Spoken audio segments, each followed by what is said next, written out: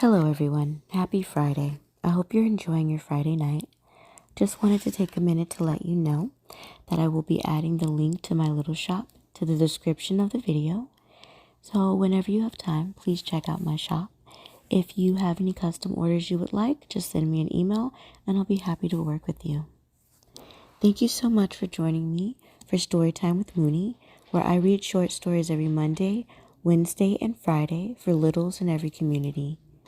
You can follow me on Instagram at Moonie the Space Kitty, Moonie the Space Kitty SFW, and Storytime with Moonie. The only difference between the profiles are the tags that I use. Through the profiles, you'll have access to the items I sell in my little shop.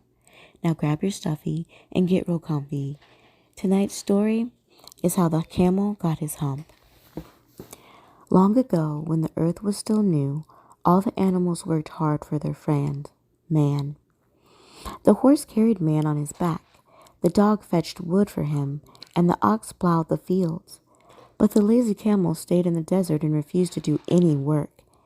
He spent his time staring at his reflection in the pool of water, admiring his lovely slender neck and very long legs.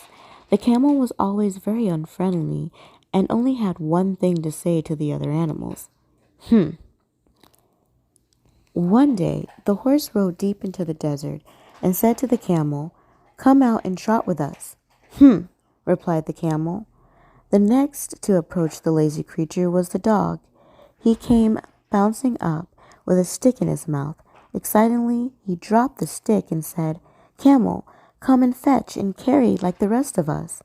Came the reply as the camel continued to stare at his reflection. When the ox heard how rude the camel had been, he decided to try. He trudged through the hot desert and finally reached the lazy camel. "Come and help us plow," he said. But the only response was, Camel was in no mood to talk to anyone. At the end of the day, the man called the three animals together. "That lazy camel in the desert refuses to do any work," he said.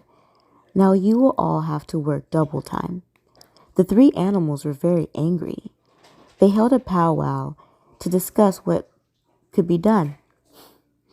"We can't go on working like this," complained the horse, and they all agreed. Presently, the djinn of all deserts appeared in a whoosh and swoosh, rolling in a cloud of dust. Now the djinn was a magic creature who always traveled that way. He was in charge of all the deserts and was very wise. "O djinn of all deserts, is it right for anyone to be idle with the world being so new?" asked the horse. "Certainly not," replied the djinn. "Well," said the horse, "there's a thing in the middle of the desert with a long neck, long legs, and a flat back. He hasn't done a stroke of work for 3 days." "What does he say about it?" asked the djinn. "He only says, said the dog, "and he won't fetch or carry." "Does he say anything else?" said the djinn. "No, and he refuses to plow," added the ox. "Then I shall need to pay this lazy creature a visit." The djinn of all deserts told the three tired animals. The very next day, the camel was, as usual, admiring himself. Suddenly there was a whoosh and a swoosh, and a cloud of sand rose high into the air. Camel thought it was a sandstorm until the djinn of all deserts landed with a thump at his feet. Said the camel, although secretly he was very interested in the magical vision before him. "What is all this I hear?" asked the djinn. "Why are you not working, with the world being so new?" Replied the camel. "You have given the horse, the dog, and the ox a lot of extra work on account of your laziness. Aren't you a little sorry?" Came the same reply. "Use that word once more and you will be sorry," warned the djinn. Said the camel. But this was to be once too often. The djinn of all deserts sat with his chin in his hand and began to work magic. Soon the perfectly flat back of the camel began to puff up into a great big lolloping hump. What has happened to my beautiful flat back? Cried the camel, with huge salty tears falling onto the dry sand. Now you have your very own hump, the Jinn told him. You brought this on yourself by your laziness.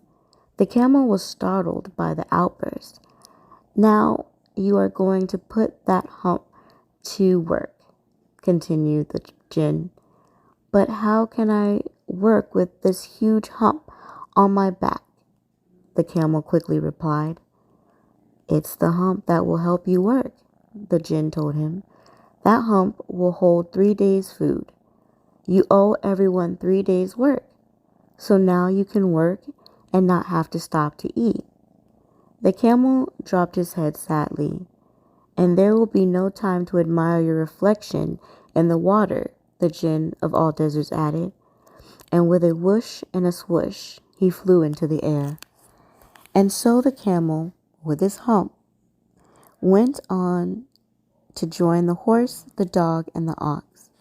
And from that day to this, the camel always wears a hump, which we call hump now, not to hurt his feelings. But he has never yet made up those 3 days that he missed at the beginning of the world, and he has never yet learned how to behave. The end. That was actually a really cute story. Sorry for stammering over it a little bit, but thank you for letting me read to you tonight. I hope you feel safe, and I hope you feel loved. Good night, little ones.